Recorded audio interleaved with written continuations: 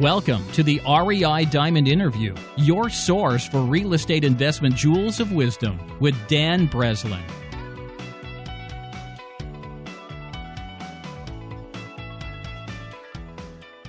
Welcome to the REI Diamond Show with Michael Freedman on verifying, reducing, or even eliminating flood zone designations on all kinds of real estate. I'm Dan Breslin, host of the REI Diamond Show, and each week I invite a high-caliber real estate industry pro to share their unique experience as it relates to real estate investing. This week I'm going to depart slightly from our normal programming, and I have somebody who had called me up with a topic that I think is burning hot for certain people surrounding flood zones and the verification of flood zones. And as soon as I heard what he did, I thought, I gotta get this on the REI Diamond Show. We gotta talk about this. Most people like myself, we see the flood zone designation and we run for the hills. We're not touching the property. We're not making an offer. You know, I know a lot of agents have clients who are the same way. The agents are instructing the clients. So Michael approached me and offered this very unique service, which kind of handles that and may overcome some of those objections. So I think for real estate agents listening with clients, property owners who may already own property in flood zones, real estate investors who are potentially thinking about buying or investing in property either on the short or the long term, even for a flip property, you're definitely going to want to tune in and stick through this entire episode because there's going to be a ton of great information here, and Michael may be somebody that you'd want to reach out to and talk with for future projects, future ownership, or even ownership of property with these flood problems that you have currently. So like I said, our guest today is Michael Freedman. Michael's company, AmeriFlood Solutions, provides services to flood zone property owners, including the correcting of erroneous flood zone classifications, reducing flood insurance premiums, and elevation certificates. Michael is one of the nation's leading experts when it comes to flood insurance matters and elevation certificates and has more than 12 years experience providing service to companies including the Blackstone Group, Starwood Capital, JP Morgan Asset Management, to insurance companies like Alliant and Lockton for their real estate clients. I know I probably butchered some of the introduction there with the flood zone stuff, and Michael, I'm sure you're ready to tell the story better than I can, so welcome to the show.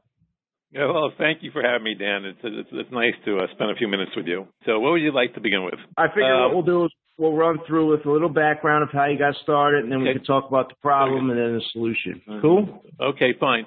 Very good. Well, I've always been in the real estate business, even growing up. My family was in real estate in New York City. After graduating college, I was also continuing my real estate career in leasing office space in Manhattan, managing properties in Manhattan, and I moved down here to Florida where I went into management. And we noticed one thing, and I kept on noticing, you know, when I was doing my budgets and looking at insurance, you cannot bring down your insurance on your property. However, when I looked more and more into the flood insurance, I noticed that, you know, hey, this building will never be flooded. And I started looking all into the background, how to do this and what to do about it, how to mitigate this. So that's how I got into the business. I actually saved the people who I was managing properties for really a great deal of money in flood insurance premiums because I got them reclassified from the high-risk flood zone to the low-risk flood zone where flood insurance is no longer required by lenders. So, and it also increased the value of those properties. So that's how I began in this. And finally, about 12 years ago or so, I actually started my own company, which is called AmeriFlood Solutions, doing this. My clients today, as Dan said, include the Blackstone Group and Morgan Management, Fairfield Residential, JP Morgan Asset Management, Starwood Capital, and many companies in the insurance end of it that does P&C like Lockton and Alliant and Accentria and so on. Well, the benefit here is this. You know, property owners now are coming to me when they have properties in the flood zone or about to buy a property in the flood zone. And our first step is to provide a free flood risk evaluation for that particular property, whether it's a single building or a multi-building site. And that free evaluation will confirm whether or not the building will qualify either one to be removed from the high-risk flood zone designation into the low-risk flood zone designation by FEMA, or if not, in about 25% of the cases, when one cannot get it reclassified, the premiums may be wrong. I can reduce those premiums. Where you have a lower premium going forward, you pay the lower premium and you have the same exact coverage. Or number three, there's nothing at all we can do for that particular property because it's truly at high risk of flooding. what we do is when we oversee or begin our free flood risk evaluation, we're looking at several factors. One, we see if there are any claim histories regarding the flood. And then we identify the precise geographic location of that structure on the firm, or it's what's called the flood insurance rate map. Believe it or not, 10% of the time when a lender tells you a property or a building's in a flood zone and you have to get flood insurance, well, that's wrong of them. 10% of the time, they're wrong. And so that equates to hundreds of thousands of buildings throughout the country paying for flood insurance on a building that's really not in the flood zone. So what we do is we actually do a hand or a manual overlay on that firm and place that building on the exact location of the firm to guarantee what zone it's in. And this way we're about 99% accurate. There are about 200 flood determination companies out there that lenders or insurance brokers use, and they have an automated system. They don't really do it by hand the way we do. So that's one of the first things we do. And then we evaluate the physical characteristics of the structures to determine if they were constructed in a flood-safe manner. You know, buildings are built different ways. Some buildings have slab on grade. Some buildings have a crawl space. Some have post and piling, or others have a basement or a garage. So these all make a difference. And then another thing we take a look at is the topography on the subject site and throughout the floodplain to determine where the water will pond up to during a 100-year storm. Another thing we take a look at is identifying the flood source and the history of the flood events in that area. Then we also identify and evaluate unique factors such as dam or levees or floodgates and other factors that may not show up on the flood map or other documents. Now, obviously, over the last few years, FEMA has been coming out with new flood maps for the entire nation, okay? Well, that's about to end, and the next big thing is levees, because most levees throughout the United States are actually privately held, and a lot of them are not in very good shape. So that's the next big thing FEMA will be working on to see if any levees are going to be decertified and have to be rebuilt. So when we take a look at all these factors and all things being equal and everything checks off as good, then we know that particular building or group of buildings will qualify to be removed from the high-risk flood zone designation from FEMA. And that's when we will ask our client to go ahead and get their permission and submit a case to FEMA. Usually our fee for commercial clients is equal to the current year premium one pays for flood insurance. So if you're paying $1,000 a year, that's going to be a one-time fee of $1,000 once FEMA issues the official documentation, which is called a letter of map amendment, saying that now structure is located in the lowest flood zone or the X zone. The good news here is this. If there's a lender requiring flood insurance on that property and we're successful in this endeavor, the property owner will be entitled to receive a refund in full for the year. So that offsets our fee. Now, here are some of the benefits for commercial property owners. Number one, obviously, if we're successful, we're increasing the NOI or the net operating income by the money that we save every year. Another factor is we're increasing the value of the property. So let's say a property owner is paying $10,000 a year in unnecessary flood insurance premiums. You're increasing the value by approximately $150,000 that the owner can either pull out if they sell the property or if it's ever refinanced. And the same is true basically for those properties that do not qualify for reclassification but qualifies for premium reduction. The good news is this. They get a refund for the difference. So let's say if you're paying $10,000 a year and we notice it can't get taken out of the flood zone designation, but the premium is wrong. Let's say we save you $8,000 a year, you'll get a refund of $8,000. Going forward, you pay the lower premium every year. You still have the same coverage. And our fee is a one-time fee of $8,000. Now, we have been doing a lot of single-family homes for a lot of investors, whether it's Invitation Homes, which we probably did about 2,000 homes for, Colony Capital, probably about 800 or 900 homes, Tricon, and many other single-family homeowners also. And we basically just have a flat fee for single-family homes of $350. We know throughout the country the average cost of flood insurance for homeowners is about $600 to $700 a year. So with our fee at $350, this way, we get paid for doing our work. And if there's a lender on the home that the property owner has on it with a mortgage, then not only they'll get back, the difference of what paying for us, the $350 plus the other half, they'll be able to keep in their pocket going forward. And then going forward, they don't have to pay for flood insurance any longer. So that's how basically we operate. So first step is a free flood risk evaluation. No cost, no contract for that. And if we find that the building will work or the home will work for the flood zone reclassification, and this is only for single-family homes, not duplexes or triplexes, only single-family homes. Our fee would be a flat fee of $350 only if we're successful. And that's how we operate. We just want to be fair. We've been doing this for, like I said, for 12 years, and people come to us for this. Now, another important thing that came along during my 12 years of doing this, actually early on, elevation certificates. Elevation certificates is the key to this whole business. They use elevation certificates to rate for flood insurance premiums. I noticed for a number of my clients, when I was seeing their elevation certificates come in, over half of them had significant errors that caused them to pay more for premiums, for flood insurance premiums, than they should be. So I got into the elevation certificate business end of it, where we actually do this throughout the whole country as well, including Puerto Rico, including Alaska, and including Hawaii, where we do this, and for on behalf of our clients. So what we do now, if you ever need an elevation certificate, please use us, because what we do is we'll give you an estimate for the cost of the cert. But once the cert is done, the surveyor sends it over to us. We double-check the certs for any errors at no additional charge. That's a courtesy for all our clients. And I can't tell you, really, over 50% of them have errors that has an impact on the premiums, because I don't want my clients to pay more for flood insurance than they should. And most brokers, 99% of the insurance brokers out throughout the country, have no idea what they're looking at when they look at an elevation certificate. This is not black and white by any means.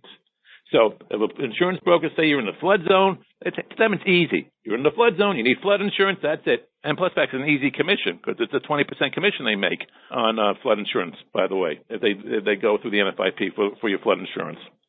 So they really don't know all the nuances, what goes on with flood insurance and the elevation certificates. My company does exactly this and this only. Elevation certificates to make sure they're done correctly and have them corrected if they're wrong, and this way we save our clients money. I have one client from an insurance company. She asked us to shoot certs for one of her clients who happened to be a hotel owner down in the Keys. We ended up saving them $75,000 on the cost of premiums, because we did the research on the elevation certs, and we knew that all the guidelines and the rules and regulations by FEMA that caused us to save them $75,000 when we're shooting the elevation certificates. So it makes a huge difference, these elevation certificates. I just can't tell you how, it's so important. It's incredibly important, those elevation certificates. So we got into that end of the business as well. So now we do everything, elevation certificates, and we do a study on whether or not those buildings or that structure or group of structures will qualify to be removed from the high-risk flood zone, or if not, if the premiums can be reduced. And I just want everybody to know right now, I'm not an insurance broker. I don't have an insurance license.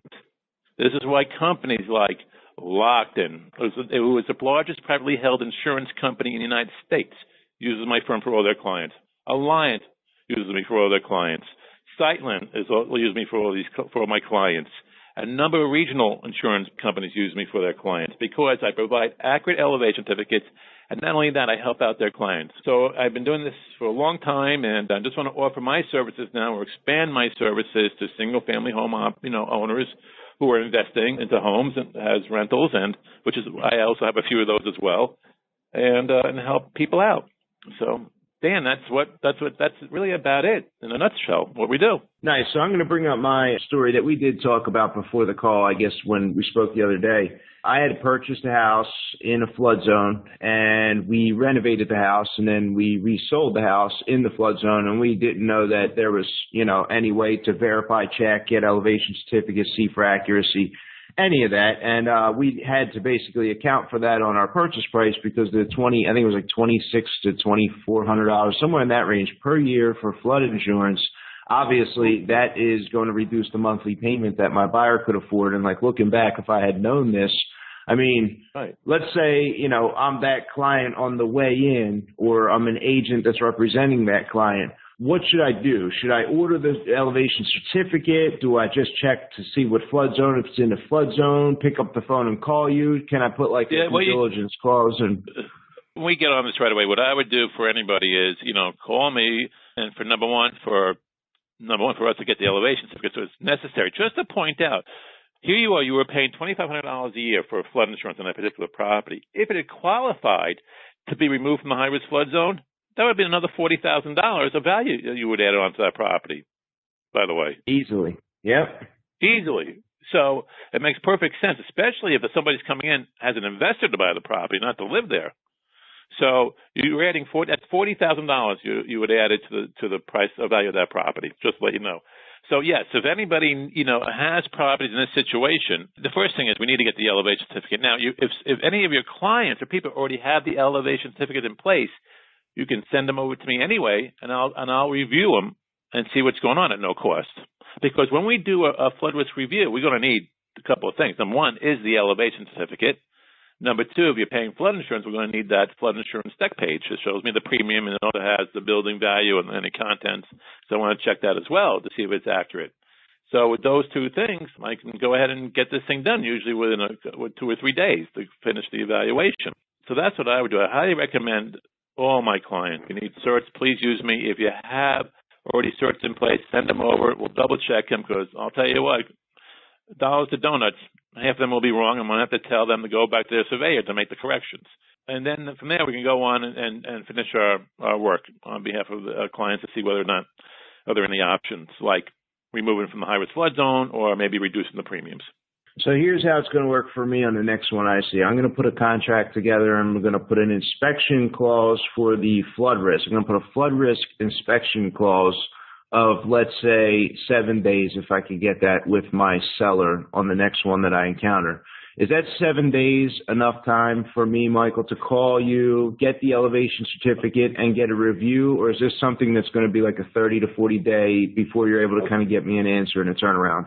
Actually, great question. Great question. Usually, elevation certificates, once I tell the surveyor to go ahead, got approved to go out and shoot an elevation certificate for a particular site, usually takes approximately 10 to 15 days for a turnaround, okay? At that point, once they give it back to me, I'll do my quick review for any errors. But it's usually you figure 10 to 15 days turnaround time for an elevation certificate, unless it's a rush basis, okay? And let me even go more forward with that question. If the building will qualify for, or the home qualifies for reclassification by FEMA, and when we submit the case to FEMA, it's usually about 45 days before FEMA will issue the letter of map amendment, or a LOMA, that says that the building or structure is now located in the lowest flood zone. So here you are. The timing of it all is this. Elevation certificates, 10 to 12 days. Takes us about 2 or 3 days to do the evaluation once we receive the elevation certificate. And if it qualifies for reclassification upon getting the approval from the property owner to move forward and submit the case to FEMA, then it's about another 45 days in total. So you're really talking about between 45 and 60 days from the very beginning with certs to the very end, again, reclassified if it qualifies. Got it. So for me, as like a house flipper, maybe I could put that, 10 to 15 days. Let me ask you this question, Michael. Is this elevation certificate something that would normally be on file or already be held by a property owner in a flood zone? Is this something that they're going to have had to have when they got the original flood policy, or is this something that is a option along the way, and not everybody in a flood zone would possess this certificate? If they already have flood insurance in place, there should be a 90% chance that they should have an elevation certificate on file.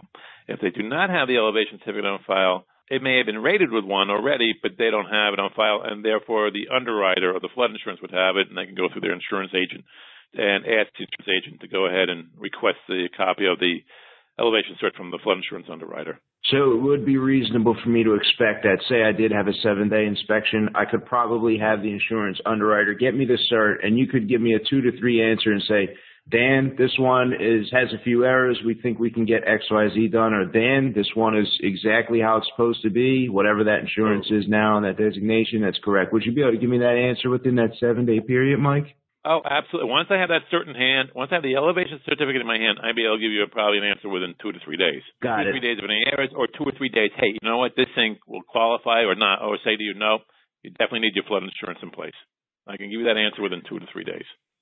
And I think it would be reasonable for me in that same situation, and anybody listening, that, if we did have the inspection period, it would be likely that, the seller would allow us that inspection, the flood risk inspection, but probably, in my experience, unlikely that the seller would wait 45 to 60 days to get a letter of map amendment issued and a redesignation of the flood zone. So I'd probably, like in that example that we've kind of been working with, I would closed the deal, I would be renovating the property to resell it. So 45 to 60 days wouldn't be a big deal for me to hold the property while I was waiting for that redesignation, if in fact I was going to be awarded that.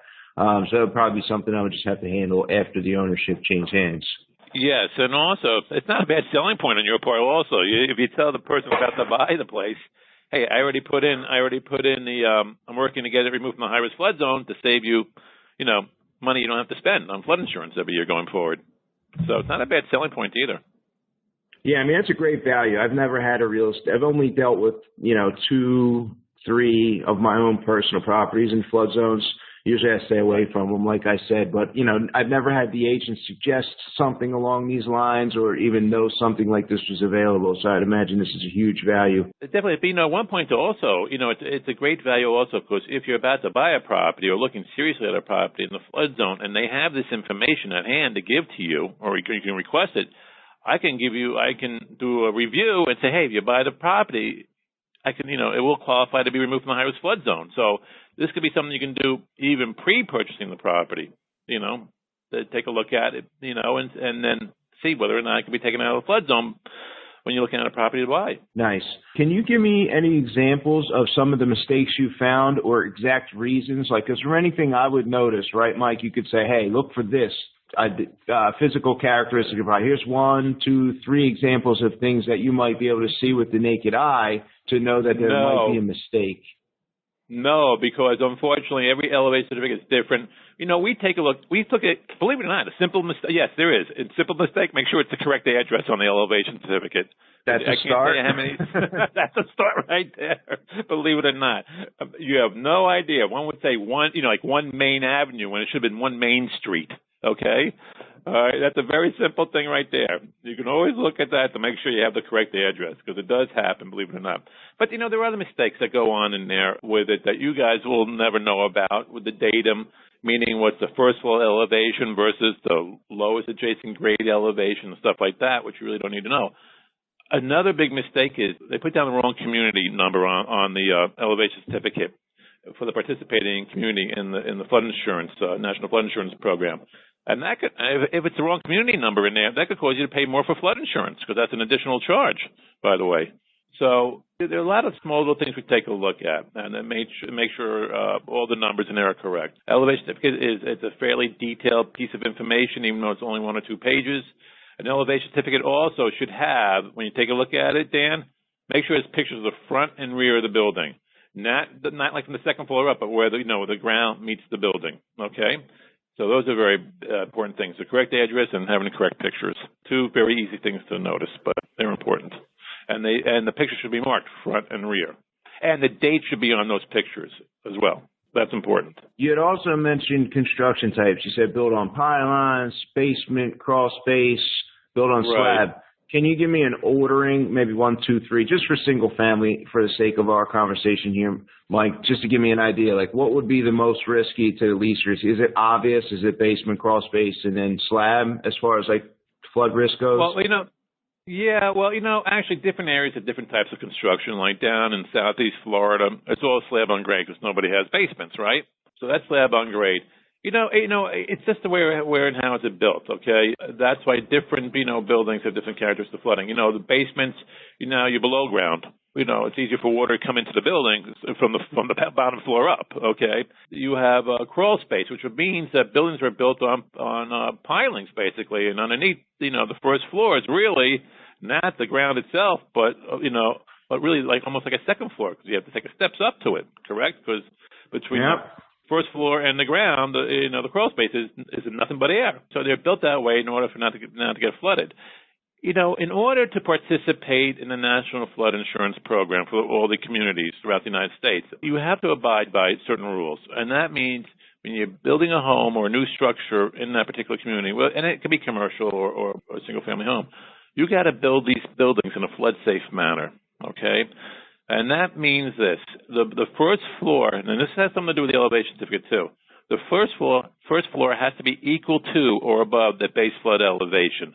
The base flood elevation is the number of feet where the water will pond up to before it will touch your home or building in that particular area. So let's say if your first floor elevation is 10 feet and the base flood elevation is 10 feet, that's actually very good. There's a very low chance that you'll receive a flood for that particular area. And by the way, that's how flood insurance is rated with the elevation certificate. Is by the base flood elevation versus the first floor elevation. If the first floor elevation is equal to the base flood elevation, your premium will be very reasonable. If it goes every foot above it, up to 4 or 5 feet, your premiums will actually go down because you're extremely low risk of flooding because water will only seek its own level. So if you're above that level, the chances of being flooded are very, very low, and you're paying a lower premium. But the opposite is true. If if that first floor is below the BFE at -1, -2, -3, or 4 feet below that BFE, you're going to be paying more for your premiums, by the way. But that doesn't mean we can't get you out of the flood zone either if you have a negative premium rating. But I'm just going to let you know that that's how it's all rated while we're talking about it. In your experience and having seen a lot of these flood properties, are those with the negative? I mean, are those really the ones that are higher risk? You see more floods in those with the negative first floor versus the full. It's funny. I've been with many owners I've spoken to over the last 10 or 12 years. I have to tell you something right now. A lot of them never even got a flood, even with a negative rating or a negative being below the BFE. Majority of them never had a flood. So believe it or not, a lot of floods occurs to those properties are not in the high-risk flood zone, so throughout the United States, but they just had one major big storm or hurricane that came along with the surge, and that took care of that. And I'll tell you one really weird thing, and I don't really get this. Flood insurance will cost you more for properties not in the flood zone as it would if you are in the flood zone, believe it or not, for a single family home. And that's true for commercial properties as well.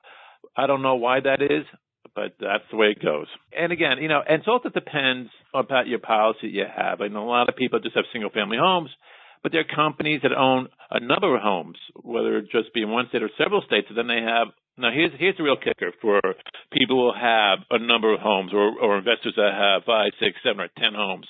They usually have one insurance policy to cover – property insurance policy to cover all the homes. And this is what makes commercial properties – this goes for commercial properties as well. When you have one big insurance policy, property insurance policy for the property that you own, because now you own 10 or 12 or 15, whatever, in different locations, you usually get flood insurance included in that policy at no additional charge if they're not located in the high-risk flood zone.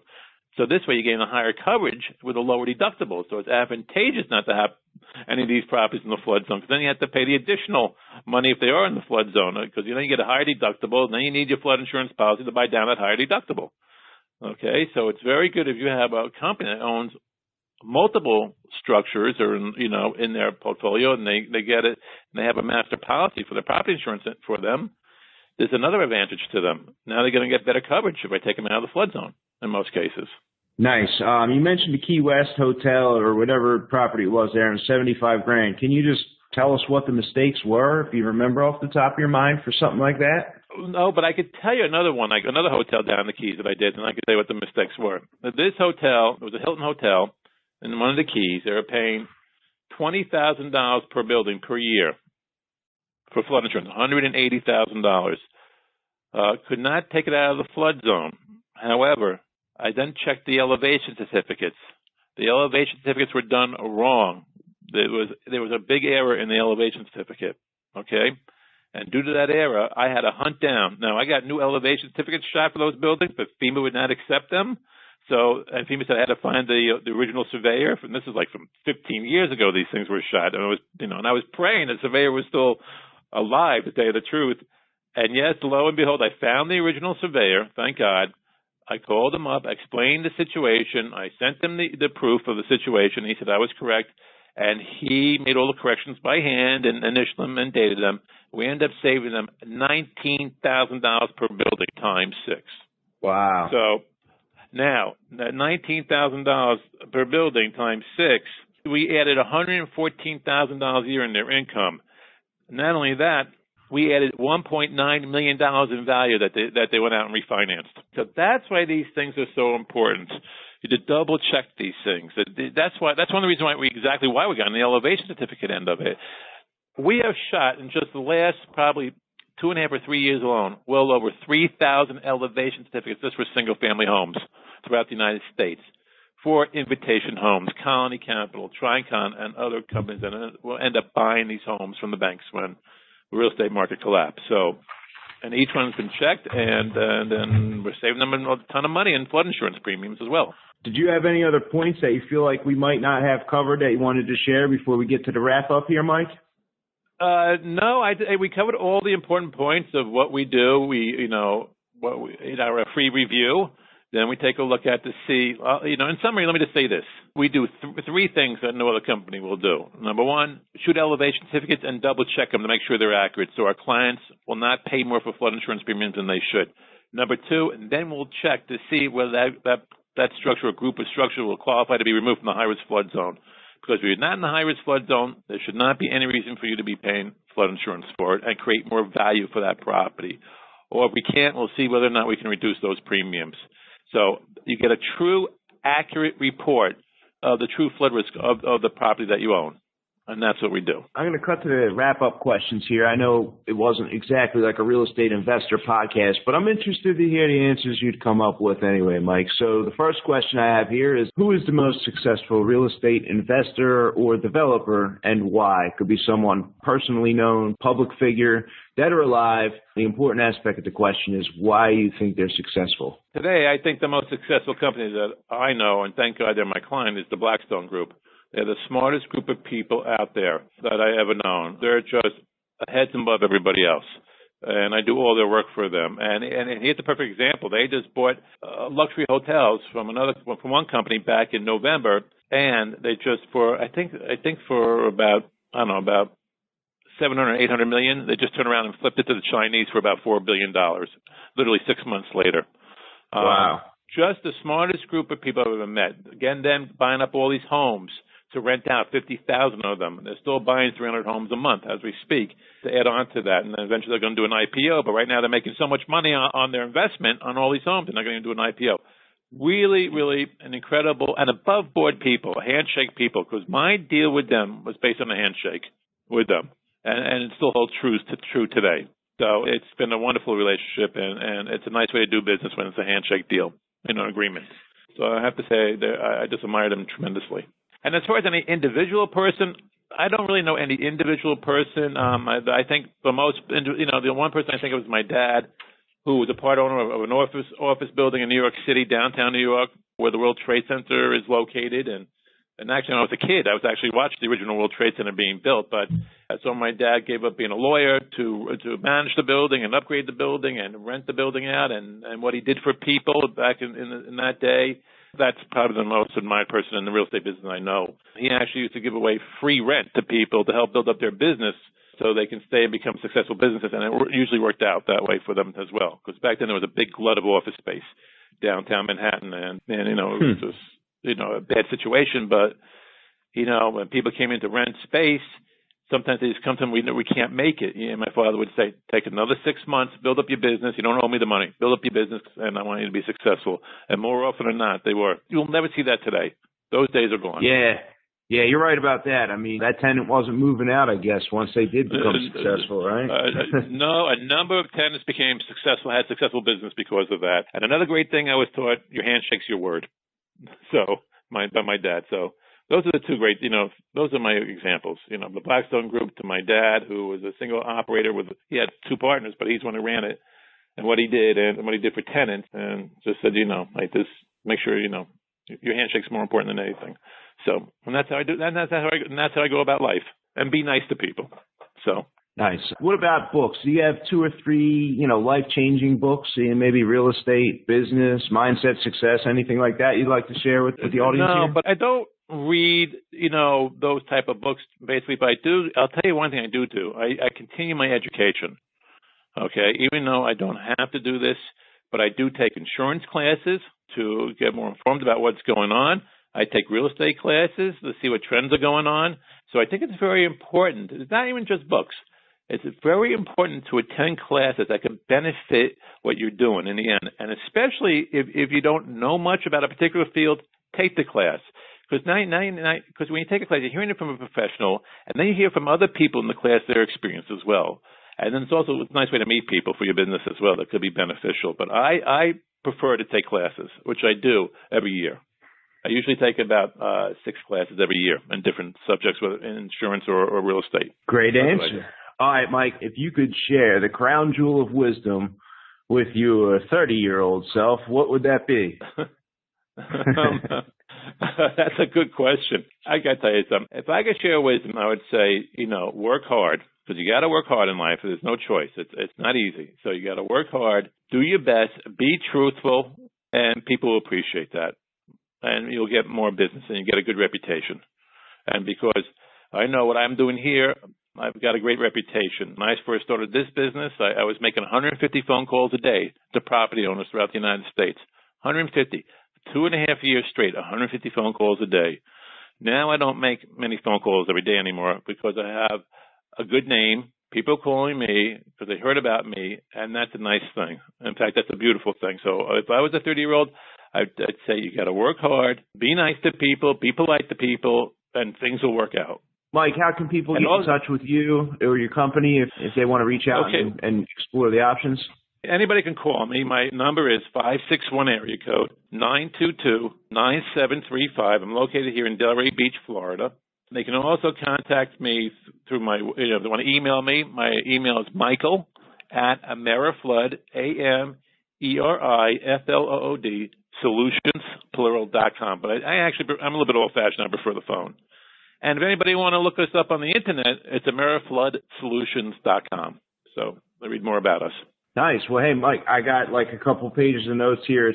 This is a topic I thought I never would have thought to ask questions or think I needed to know something about, but I feel like the next time the opportunity comes along, which I'm sure it will, I'll feel much more confident and know there's maybe some options dealing with the flood. So I thank you for coming on the show. It was a great episode. A lot of good information here, Mike. Okay, well, thank you for having me on your show. I greatly appreciate it, and hopefully I could be of help to you in the future as well as anybody else that may be listening to this show. And thank you. Really appreciate it. You got it. And thank you for listening to this episode of the REI Diamond Show.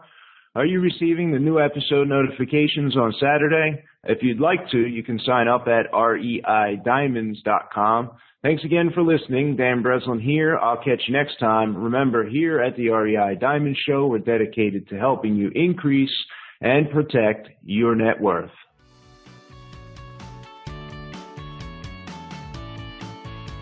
Thanks for listening to the REI Diamond Interview. To receive the REI Diamonds newsletter and interview monthly, sign up now at www.reidiamonds.com.